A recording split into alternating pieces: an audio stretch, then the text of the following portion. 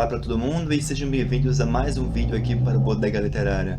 Para quem não me conhece, né, para quem é novo aqui no canal e ainda não sabe do que é que se trata esse blog e tudo mais, eu peço que você se inscreva aqui embaixo, né, logo de antecedência, e também visite o blog para vocês conhecerem um pouco mais sobre o Bodega Literária. Mas vamos deixar de enrolação, né? Eu vim hoje aqui para falar com vocês sobre um livro que eu li essa semana fantástico. E realmente que eu preciso mostrar para vocês lerem, né? Obrigar vocês a lerem, porque vale muito a pena. É, Eu não sei como é que eu tô conseguindo arranjar tempo, nem forças para conseguir ler livros, né? Com essa minha vida conturbada da faculdade. Mas vamos deixar de drama, né? E de esquecer minha cara de morto-vivo. E vamos falar um pouquinho sobre esse livro, né? O livro é de uma série norueguesa, né, de um autor norueguês, e ele é publicado pela Companhia das Letras. Aqui no Brasil é uma série, né, de 6 volumes, só que no Brasil aqui só chegaram, né, só foram publicadas as 3 primeiras edições, os 3 primeiros volumes, né, e acho que futuramente a editora vai anualmente, né, publicar os outros volumes. E se chama, essa série norueguesa se chama Minha Luta, né, que é essa série de 6 livros, e é do autor Karl Ove Knausgaard. Eu sei que não é assim que se pronuncia, né, mas eu gosto dessa pronúncia do Knausgaard. Enfim, e esse primeiro volume que eu li é A Morte do Pai, né? Não sei se dá pra ver um pouco, mas essa capa lindíssima dessa casinha, né, aqui nesse campo aí, né, nesse céu aberto. Então ficou bem legal essa capa. Eu sei que várias pessoas já viram esse livro, ou eu li pelo Kindle, né? Mas eu sei que várias pessoas já viram esse livro em algum lugar, né? Olharam a capinha, acharam bonito, né? Ficaram um autor norueguês, né? Assim, meio que é, fizeram careta, assim, pra ele, né? Mas eu vou contar como foi que eu conheci, como foi que eu cheguei até essa série e o porquê que vocês devem ler, né? Estava lá eu passeando pelo Google Play, né? E que eu sempre tenho essa mania de estar caçando livros lá, de títulos interessantes. E eu sempre gosto de baixar amostras dos livros, né? Para conseguir dar uma lida primeiro e saber se realmente o livro possa me agradar ou não. E foi assim, lendo uma amostra desse livro, né, e lendo os primeiros parágrafos, que realmente me interessei bastante por esse livro.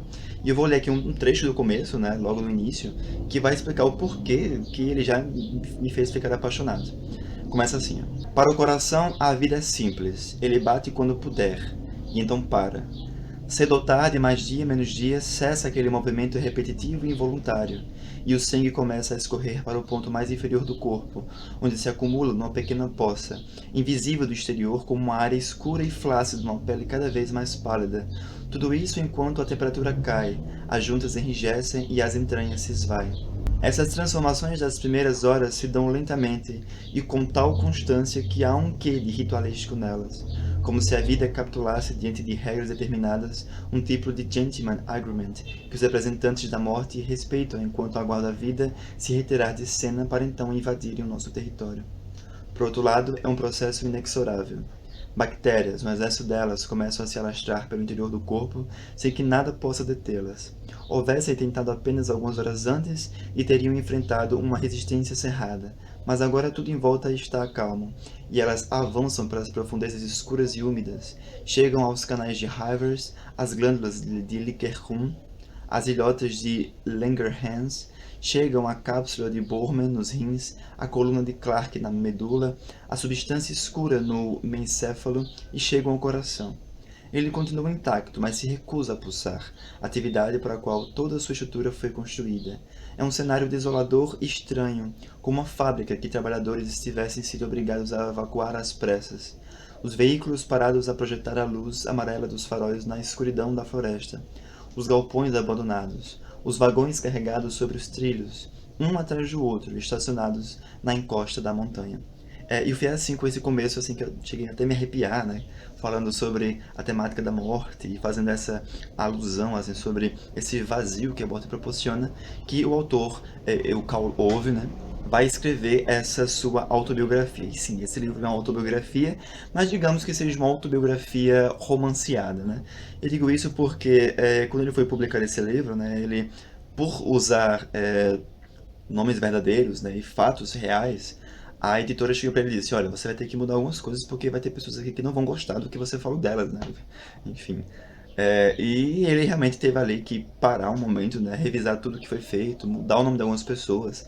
Esse que chegou em alguns momentos até a unir vários personagens, né, sem mudar o significado, para não mudar a história em si, né, mas para que ele não ficasse tão verossímil possível, para que as pessoas não o processassem, digamos assim. Então, foi assim realmente, né, que ele conseguiu escrever essa sua história que chegou a criar 6 volumes, né, dessa sua autobiografia. Então, nesse primeiro volume, né, que é a morte do pai, ele vai um pouquinho então falar sobre ali sobre sua família, a relação com ela, né, sobre um pouquinho da sua infância. Logo no início ele vai citar que leu Proust, né, e realmente eu nunca li Proust, né, me julguem, mas ele vai um pouco pegar ali mesmo a essência da escrita do Proust, né, a forma como ele consegue escrever ali naquele fluxo de pensamentos, né, como se fosse uma decorrência, assim, né, algo corrido, um texto corrido, para conseguir escrever sua história. Mas digamos que essa história do Kowloon não é realmente uma história de fluxo de pensamentos, porque há momentos aqui em que ele é realmente uma volta no tempo constante, né? Um vai e vem no tempo constante. Então ele vai conseguir aqui, por exemplo, tá ali falando sobre tal momento, né, como eu já falei, né, que ele consegue, como o trecho que eu falei, né, que ele consegue muito bem fisgar o leitor para os ambientes que ele cria, né, fazendo com que o autor fique preso. Então ele consegue, por exemplo, descrever sobre um tal momento da vida dele e falar sobre fulano de tal, e então ele precisa voltar no tempo, né, para dizer como foi que conheceu essa pessoa, o que ele representa para a vida dele, né, e fatos curiosos que possam dar vantagem aqui para a história. Então, assim, é um livro que sério, é muito legal. E isso não é spoiler, né? Porque eu acho que tem no prólogo, tem na sinopse atrás do livro, e até o título também é um grande spoiler. Mas ele também vai falar aqui sobre a questão da morte do pai, né? Eu acho que a grande personagem principal aqui, dentro desse livro, vai ser a morte, né? Que vai ali premeditar, né? Sei lá, ali por todo o livro, em todos os momentos. Então, o livro começa realmente quando o Kowloon, ele tá vendo jornal e passa a ver um corpo boiando ali no oceano por conta de um cargueiro que naufragou. E vários momentos na história vai voltar, né, sobre a história desse cargueiro, dessa pessoa morta, até chegar no momento, né, dessa segunda parte do livro.